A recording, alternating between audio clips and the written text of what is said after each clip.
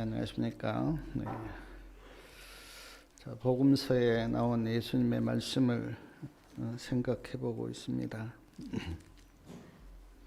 자, 오늘은 마가복음 2장 1절부터 12절까지 말씀을 보면서 은혜를 나누고자 하는데요.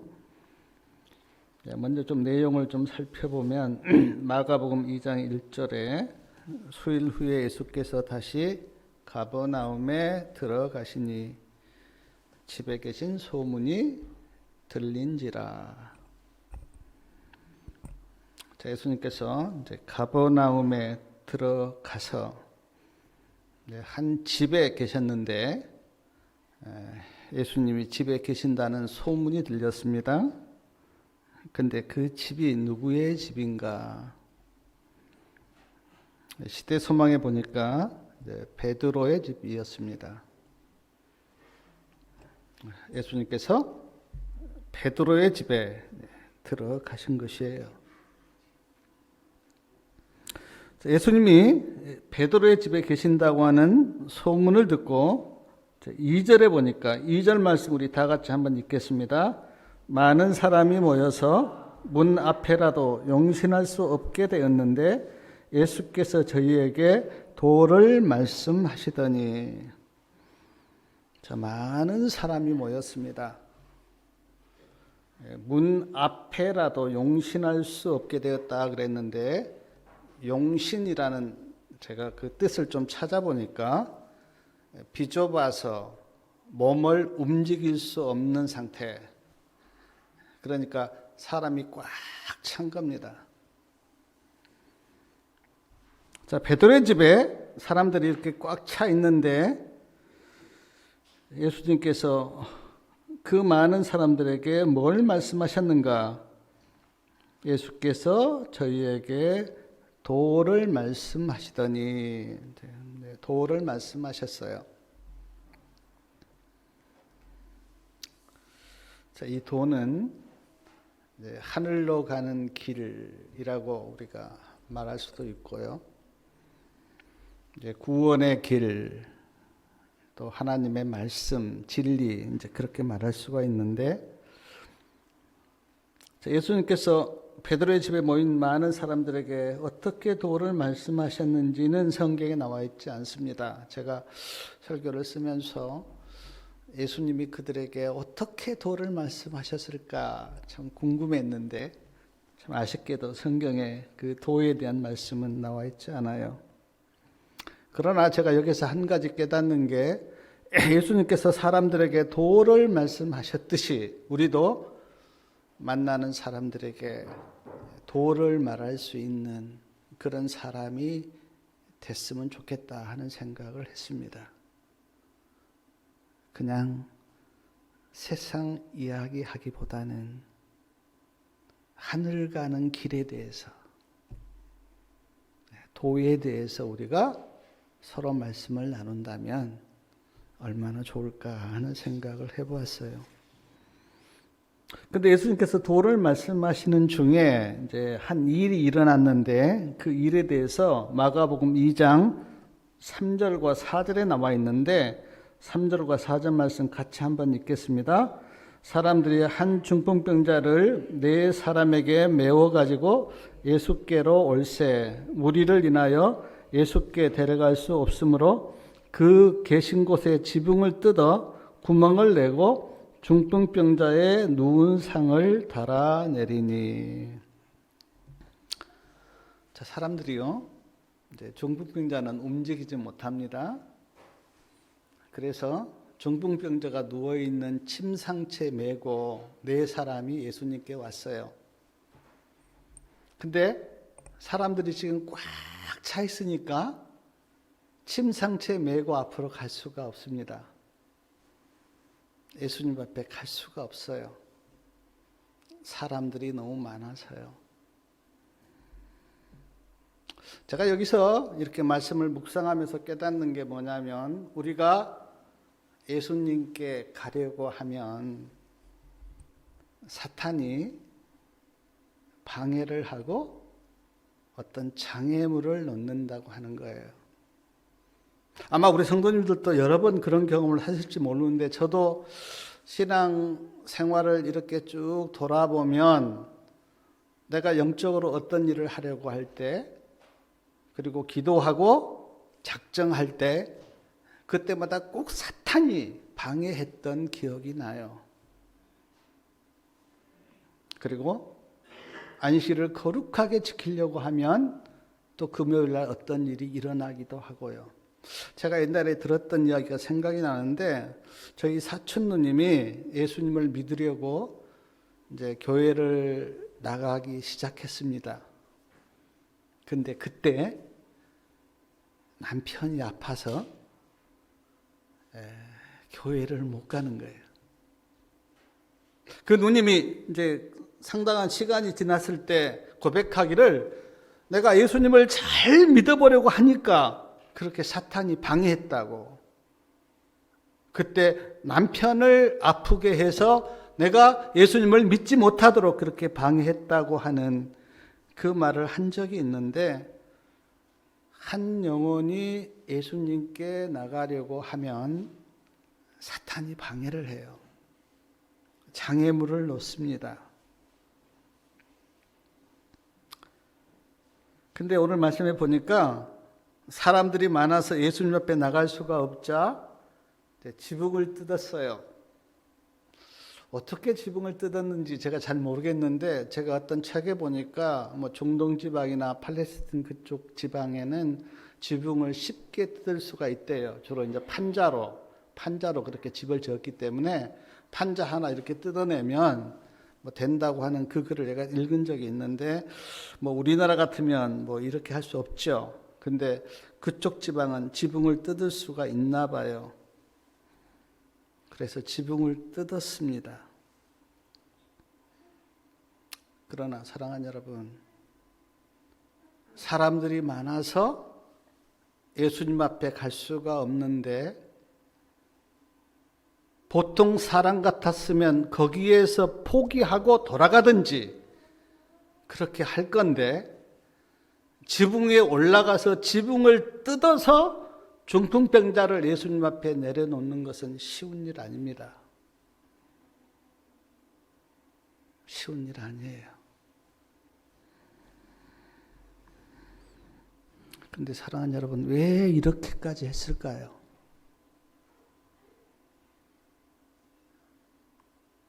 예수님 만나야 하니까요. 반드시 예수님을 내가 만나야겠다고 하는 마음이 그에게 있었기 때문에, 내가 예수님 만나지 않으면 안 된다고 하는 그 믿음이 그에게 있었기 때문에 사람들이 많아서 나갈 수가 없는데 지붕으로 올라가서 지붕을 뜯어서 중풍병자를 예수님 앞에 내려놓은 그 마음. 자, 예수님께서 사람들에게 지금 도를 가르치고 있는데, 자, 천장에서 줄이 내려오고 그 줄에 중풍병자가 누워 있어요. 그걸 예수님께서 보셨을 때 예수님 마음이 어땠을까요? 아마 예수님 마음이 굉장히 감동을 받았을 것 같아요. 아, 이렇게까지 나를 만나려고 하는구나. 그 간절한 마음을, 너는 정말 나를 만나기를 원하는구나 하는 그 간절한 마음을 주님께서 아시고 예수님 마음이 굉장히 감동이 되셨을 것 같아요. 사랑하는 여러분, 이렇게 예수님을 찾으시나요? 내가 예수님 만나지 않으면 안 되겠다고 하는 그런 간절한 마음을 가지고 어떤 장애물이 있든 누가 방해를 하든 사탄이 어떻게 그 길을 막든 상관없이 나는 절대로 포기하지 못하고 예수님 앞에 나가겠다고 하는 그런 마음을 가지고 계신가요?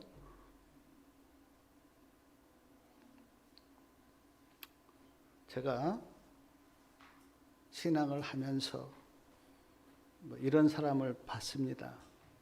누가 한마디 말 잘못했다고 기분 나빠서 교회 안 오는 사람들, 누구 보기 싫어서 교회 안 나오는 사람들, 교회가 내 뜻대로 안 해준다고 교회를 안 나오는 사람들. 근데 중풍병자를 메고 온 사람들은 그게 아니었어요. 갈 수 없었지만, 예수님 앞에 갈 수 없었지만 지붕을 뜯어서라도 나는 주님을 만나야 되겠다고 하는 그 간절한 마음이 그에게 있었어요. 진리를 이런 마음으로 찾으시기 바랍니다.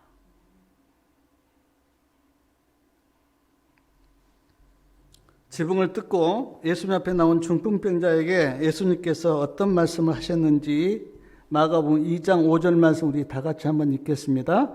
예수께서 저희 믿음을 보시고 중풍병자에게 이르시되 소자야 내 죄사함을 받았느니라 하시니. 예수님께서 저희 믿음을 보셨다. 여기 저희는 중풍병자도 포함해서 중풍병자를 먹여온 네 사람의 믿음을 예수님께서 보셨어요. 사랑하는 여러분, 예수님은 내가 얼마나 많은 재산을 가지고 있는가 재산 안 보십니다. 예수님은 재산 안 보세요. 내가 얼마나 많이 배웠는가, 스펙이 얼마나 많은가, 내가 어디를 졸업했는가, 학력 예수님은 안 보세요. 엉뚱한데 인생을 낭비하지 마십시오. 예수님은 학력 안 보세요. 직책 안 보십니다. 세상에 뭐 사장, 회장, 무슨 시장, 군수 많은데 그 직책 예수님 안 보세요. 외모도 예수님 안 보세요.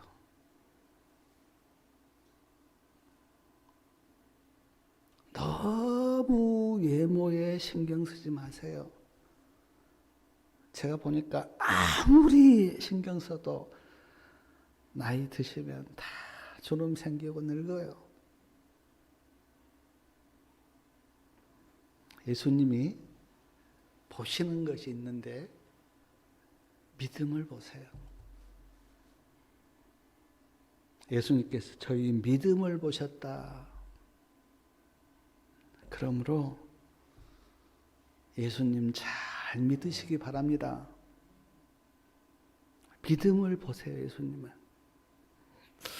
제가 전에 이런 일화를 들은 적이 있는데, 한경재 목사님, 우리나라에서 가장 존경한 목사님 중에 한 분을 꼽으라 하면 한경재 목사님을 꼽는다 그래요.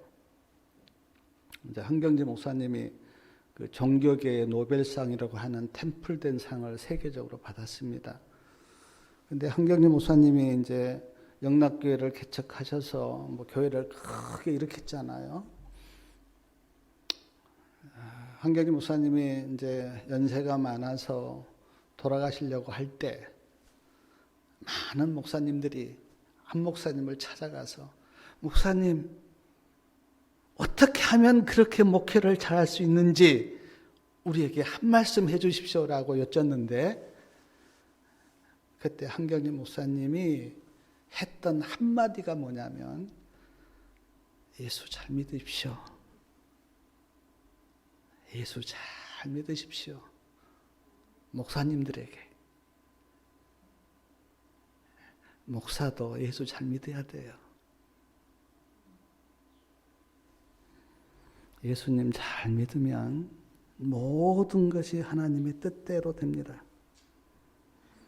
예수님께서 저희 믿음을 보시고 중풍병자에게 소자야 내 죄사함을 받았느니라 그렇게 말씀하셨는데, 누가복음 5장 20절에 보니까 이 사람아 그렇게 불렀고요. 쉬운 성경을 제가 찾아보니까 아들아 그렇게 되어 있는데 뭐 아들아 소자야 또 이 사람아 그게 호칭이 중요한 게 아니고 예수님께서 하신 말씀이 뭐냐면 내 죄 사함을 받았느니라 였어요. 예수님께서 왜 너의 죄 사함을 받았다 그렇게 말씀하셨는가? 제가 정언의 말씀 시대의 소망 267페이지에 이렇게 찾아보니까 이 사람이 지금 중풍병에 걸렸는데 왜 중풍병에 걸렸는가? 죄 때문에요. 죄 때문에 이 사람이 중풍병에 걸렸어요. 그리고 지금 이 사람이 간절히 마음속으로 원하는 게 뭐냐면 죄사함이었어요. 물론 중풍병에서 낫는 것도 물론 그 사람이 원한 거였지만 그보다 더 원한 게 뭐냐면 자기가 지금 어떤 죄에 눌려있기 때문에 죄 사함을 받는 것을 가장 원했는데 그래서 예수님께서 너의 죄가 사함을 받았다 그렇게 말씀하신 거예요. 제가 영적으로 이렇게 의미를 깨닫지 못할 때는 우리가 세상적인 축복 또 건강 이런 걸 다 바라잖아요. 근데 제가 신앙을 하면 할수록 가장 중요한 게 뭐냐면 죄 사함인 것 같아요. 죄를 용서받는 것. 왜냐하면 이 세상에 어떤 것으로도 누구도 죄를 용서할 수는 없거든요. 오직 예수님만이 죄를 용서할 수가 있는데 그래서 이 죄사함에 대해서 예수님께서 말씀하셨어요. 예수님께서 죄사함을 받았다고 하니까 이제 거기 서기관들이 6절에 보니까 이제 서기관들이 나와요. 어떤 서기관들이 거기 앉아서 마음에 의논하기를 이 사람이 어찌 이렇게 말하는가 참남하도다 오직 하나님 한 분 외에는 누가 능히 죄를 사하겠느냐 이렇게 이제 서기관들이 예수님을 비난합니다. 근데 그 비난하는 그 서기관들의 마음을 예수님께서 아셨어요. 그리고 마태복음 9장 4절에 보니까 너희가 어찌하여 마음에 악한 생각을 하느냐 그렇게 이제 그들을 책망하셨는데 9절하고 10절 말씀 우리 한번 다 같이 한번 읽겠습니다. 중풍병자에게 내 죄 사함을 받았느니라 하는 말과 일어나 내 상을 가지고 걸어가라 하는 말이 어느 것이 쉽겠느냐. 그러나 인자가 땅에서 죄를 사하는 권세가 있는 줄을 너희로 알게 하려 하노라 하시고 중풍병자에게 말씀하시되.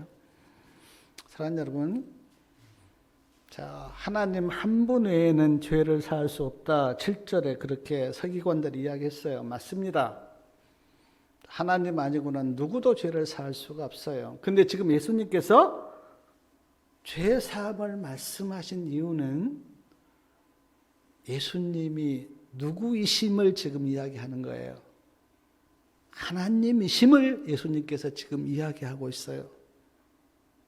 예수님께서 네 죄가 사함을 받았다고 하는 그 말씀을 하신 것은 예수님 스스로 나는 하나님이라고 하는 선언이에요. 참남된 것이 아니라 내가 하나님이야라고 하는 그 선언이 너의 죄가 사해졌다고 하는 말씀 속에 들어있는 거예요. 그래서 아까 읽었지만 인자가 땅에서 죄를 사하는 권세가 있는 줄을 너희로 알게 하려 하노라. 인자는 예수님께서 사람이 되셨기 때문에 자기를 지금 인자라고 불렀습니다. 그리고 인자가 땅에서 죄를 사하는 권세가 있다는 말씀을 하셨어요. 사랑하는 여러분, 만약 바리새인이나 서기관들이 이 말씀을 듣고 그래 예수님이 죄를 사하는 권세가 있다고 말씀하셨다고 하는 그 말씀을 듣고 그들이 깨달았다면 아, 예수님이 하나님이시구나, 하나님의 아들이시구나라고 깨달았다면 얼마나 좋았을까요? 근데 인자가 죄를 사하는 권세가 있다 그렇게 말씀하셨는데 서기관들은 깨닫지 못했습니다. 복음서를 보면 바리새인들도 깨닫지 못했고요. 하나님께 가장 가까이 가서 제사를 드린 제사장들도 깨닫지 못했고요. 또 이스라엘 백성들도 깨닫지 못했어요. 예수님이 말씀을 안 해서도 아니고 보여주지 않아서도 아닌데 말씀하셨고 보여주셨고 또 증거를 그렇게 남기셨는데도 아무도 깨닫지 못했어요. 이사야 6장 9절에 너희가 보기는 봐도 알지 못하고 듣기는 들어도 깨닫지 못한다고 하는 말씀이 있는데 보고도 깨닫지 못했고 듣고도 깨닫지 못했어요. 참 슬픈 이야기죠. 그러자 11절 말씀 보니까 내가 너에게 이르노니 일어나 내 상을 가지고 집으로 가라. 그렇게 예수님께서 말씀하셨어요. 중풍병자에게. 내가 너에게 말하는데 일어나서 내 상, 여기 지금 상은 침상입니다. 침상. 누워있는 침상이에요. 누워있는 침상을 가지고 집으로 가라. 그렇게 말씀하셨어요. 그러자 12절에 보니까 그가 일어나 곧 침상을 가지고 모든 사람 앞에서 나가거늘. 누가복음 5장 25절에 보니까 중풍병자가 일어나 누웠던 침상을 가지고 하나님께 영광을 돌리며 자기 집으로 갔다. 그렇게 나와 있는데 중풍병자가 누워 있었는데 누웠던 그 침상을 가지고 지금 사람들 앞에서 간 거예요. 그러자 사람들이 어떻게 말했는지 저희가 다 놀라 12절 중간에요. 저희가 다 놀라 영광을 하나님께 돌리며 가로되 우리가 이런 일을 도무지 보지 못하였다 하더라. 중풍병자가 침상을 들고 걸어가니까 사람들이 다 놀라면서 영광을 하나님께 돌리면서 말하기를 우리가 이런 일을 도무지 보지 못하였다. 누가복음 5장 26절에 누가복음 5장 26절 한번 찾아볼까요? 거기에는 어떻게 이제 그 말했는지 누가복음 5장 26절에 보니까 모든 사람이 놀라 하나님께 영광을 돌리며 심히 두려워하여 가로되 우리가 오늘날 우리가 기이한 일을 보았다 하니라. 우리가 오늘날 기이한 일을 보았다. 한번 좀 그 상황을 한번 머리로 좀 상상해 보십시오. 자, 지붕을 뜯고 예수님 앞에 왔어요. 예수님께서 그들의 믿음을 보시고 침상을 가지고 가라 그렇게 말씀하니까 중풍병자가 일어나서 침상을 들고 나갔어요. 이것을 베드로의 집에 모여있는 많은 사람들이 보면서 오늘날 우리가 기이한 일을 보았다. 우리가 이런 일을 도무지 전에는 보지 못했다. 그렇게 이제 고백한 거예요. 자, 여기까지가 오늘 말씀인데 오늘 말씀을 이렇게 우리가 묵상하면서 몇 가지 좀 은혜를 나누고자 하는데 자, 첫 번째 제가 좀 드리고 싶은 말씀은 자, 중풍병자를 메고 와서 자, 예수님 앞에 내려놨습니다. 자, 예수님께 중풍병자를 맡겼어요. 예수님께 중풍병자를 맡기니까 예수님께서 어떻게 하셨냐면 그의 죄도 사해 주셨고 그를 고쳐 주셨어요. 참 놀라운 일이 일어났는데 여기서 우리는 하나 깨달아야 돼요. 자, 중풍병자를 주님께 맡기니까 예수님이 그를 고쳐주시고 구원도 해 주셨는데 우리 사랑하는 성도님들은 나를 전적으로 예수님께 맡겼는가 하는 거예요. 맡기셨습니까? 만약 중풍병자를 주님께 맡기지 않았다면 아무 일도 일어나지 않았을 거예요. 근데 들것에 메고 예수님께 맡기니까 놀라운 일이 일어났는데 그의 중풍병도 고쳐졌고 죄사함을 받고 구원도 받았어요.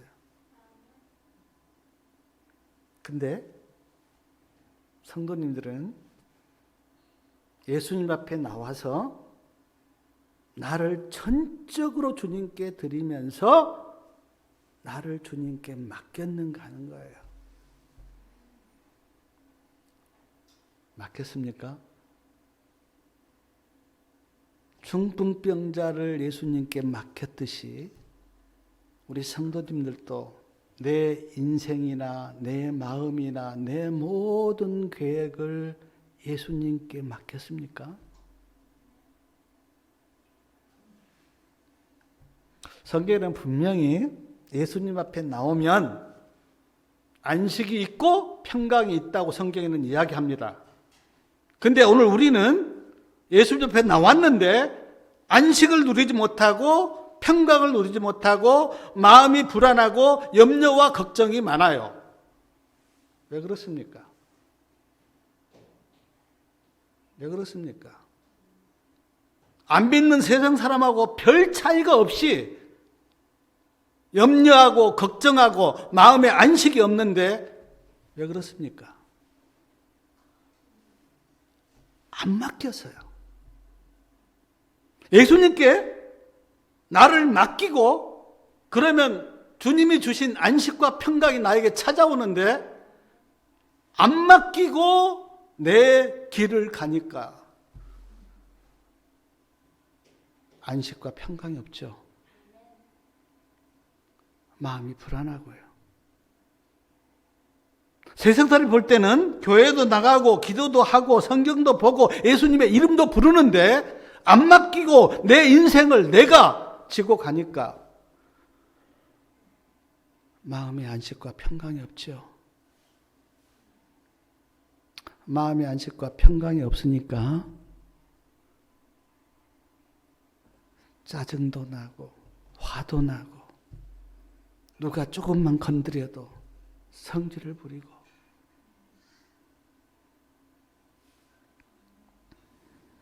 사랑하는 여러분, 자, 믿음 하는데 믿음이 뭡니까?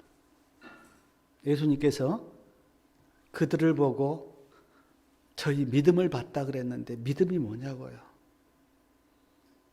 성경 들고 다니면 그게 믿음입니까? 교회에 나오면 그게 믿음입니까? 목사 되고 장로 되고 집사 되고 교사 되면 그게 믿음입니까? 아니요. 믿음은 나를 예수님께 맡기는 거예요. 그게 믿음이에요. 아무리 성경을 많이 알고 30년, 40년을 교회 다녔다고 해도 예수님께 맡기지 못한 사람은 믿음 없는 거예요. 그러나 단 열흘을 교회 나와도 내가 전적으로 나를 주님께 맡기고 주님 뜻대로 해달라고 하는 그 믿음이 있으면 그가 믿음 좋은 거예요. 사랑하는 성도 여러분, 예수님께 맡기시기 바랍니다. 어차피 내 인생 내 뜻대로 안 돼요. 아무리 내가 계획 세워서 열심히 한다고 내 뜻대로 하는 거 아니에요. 주님 뜻대로 돼요. 그러면 주님께 맡기고 살 때 그게 복된 길이고 그게 안식과 평강의 길이에요. 2022년은 꼭 예수님께 맡기고 사시기 바랍니다.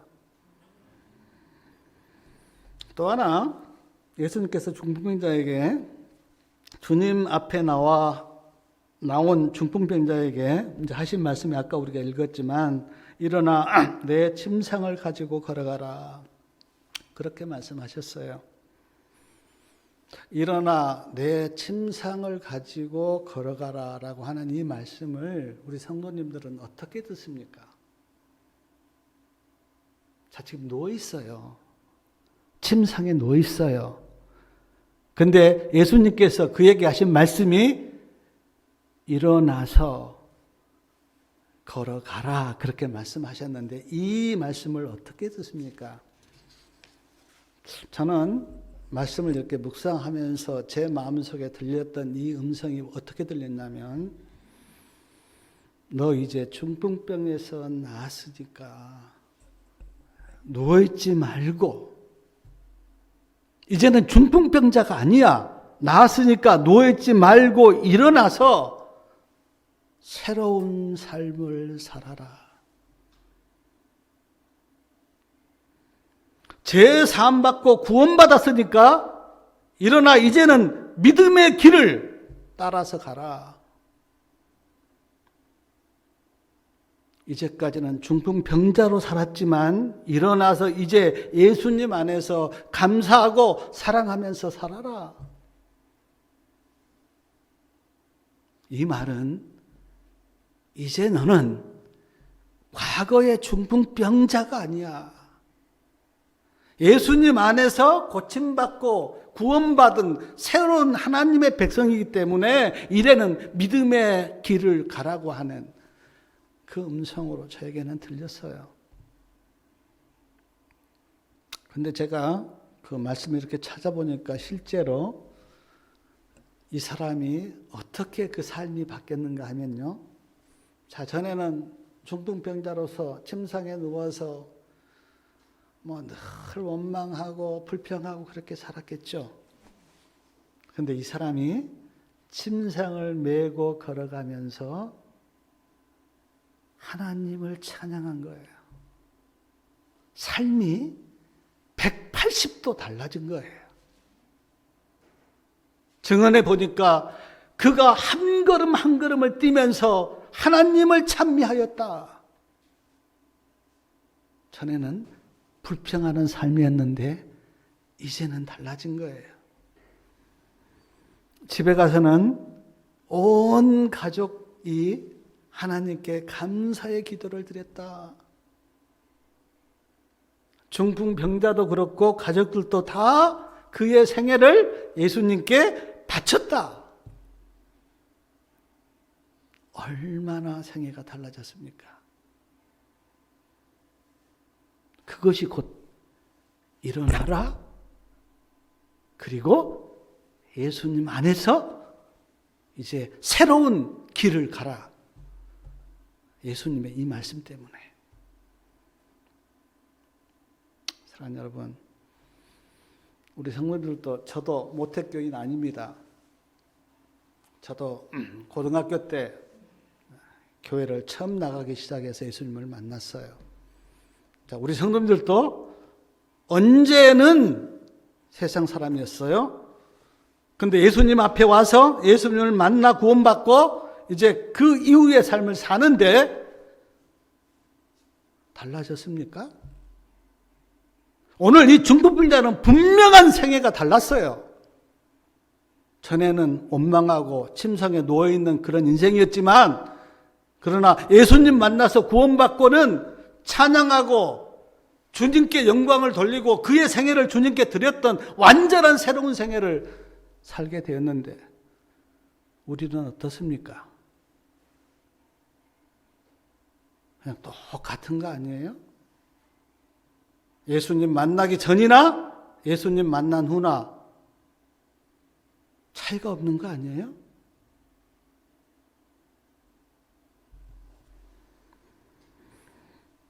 계시록 14장에 보면 둘째 천사가 바벨론에서 나오라 그렇게 말씀하셨는데 바벨론에서 그 나오라는 그 의미는 다른 삶을 살라고 하는 의미예요. 에베소 5장 8절에는 너희가 전에는 어둠이 되니 이제는 주 안에서 빛이라 빛의 자녀들처럼 행하라. 전에는 어둠이었는데 이제는 주 안에서 빛이라. 빛의 자녀들처럼 행하라. 자, 여러분, 우리는 구원받은 하나님의 백성이에요. 하나님의 자녀입니다.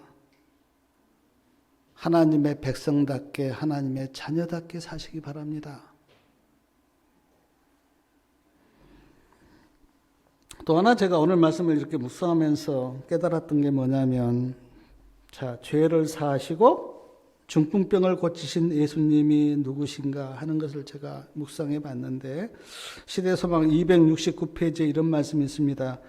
죄 지은 자와 고통당하는 자들을 고치시기 위해서 몸을 굽히신 그리스도의 놀라운 사랑이여, 고통당하는 인류의 불행을 인하여 슬퍼하시고 위로하시는 신성이시여, 오 인간 자녀들에게 이와 같이 보이신 기이한 능력이여, 누가 과연 구원의 기별을 의심할 수 있을까?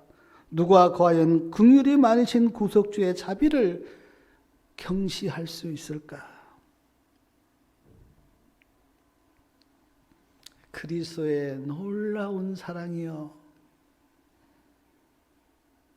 고통당하는 자를 슬퍼하시고 위로하시는 신성이시여,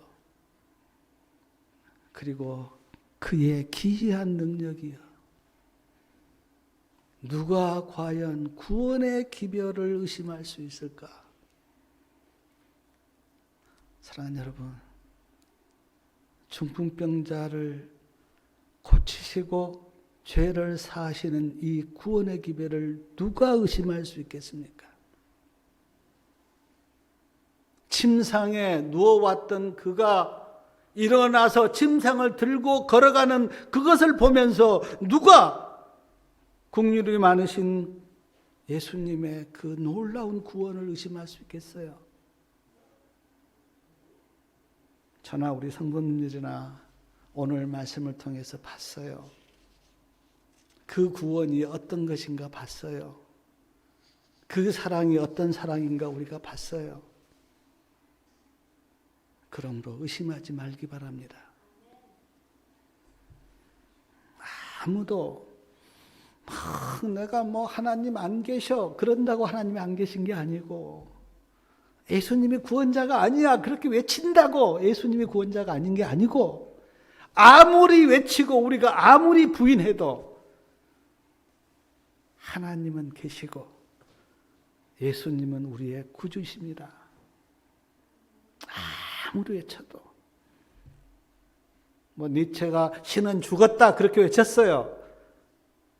근데 니체가 죽으면서 가족들에게 이야기하기를 내가 잘못했다고, 신은 죽지 않고 살아계신다고.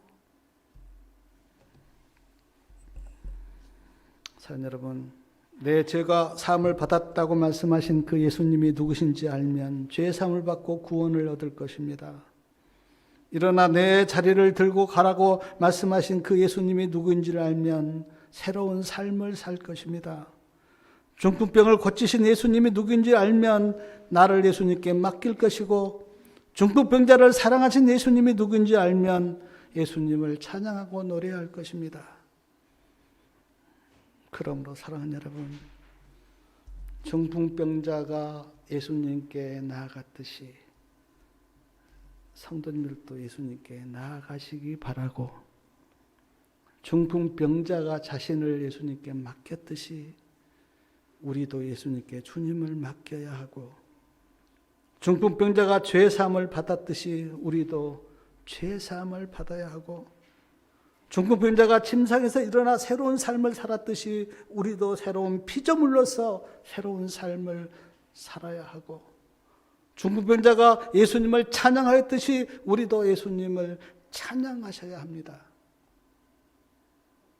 알고 보면 성경에 문둥병, 중풍병, 소경 병자들이 다 그렇게 여러 병자들이 나오는데, 알고 보면 다 우리가 영적으로 다 소경이고, 영적으로 문둥병자고, 영적으로 중풍병자고, 우리가 다 그런 거예요. 그러니까 성경에서 나와 있는 이런 병을 고쳐서 구원받은 이런 모든 신뢰는 우리가 죄에서 구원받고 우리가 주님을 이렇게 만나야 된다고 하는 하나의 다 신뢰예요. 그러므로 오늘 지금 마가복음 2장에 나와 있는 이 중풍병자는 누가 아니라 나예요, 나. 내가 예수님께 나아가서 주님을 만나서 구원받고 죄사함을 받고 예수님을 찬양하는 나를 이렇게 대비시켜서 말씀하신 거예요. 우리가 다 이렇게 돼야 돼요. 사랑하는 여러분, 이런 은혜가 있기를 바라고 정말 진실되게 예수님께 나아가서 예수님을 만나고 예수님이 베푸시는 그 구원을 받으시고 그리고 완전한 새로운 피조물로서 새 삶을 사시고 예수님을 찬양하는 그런 은혜가 있기를 바라면서 말씀을 마치겠습니다.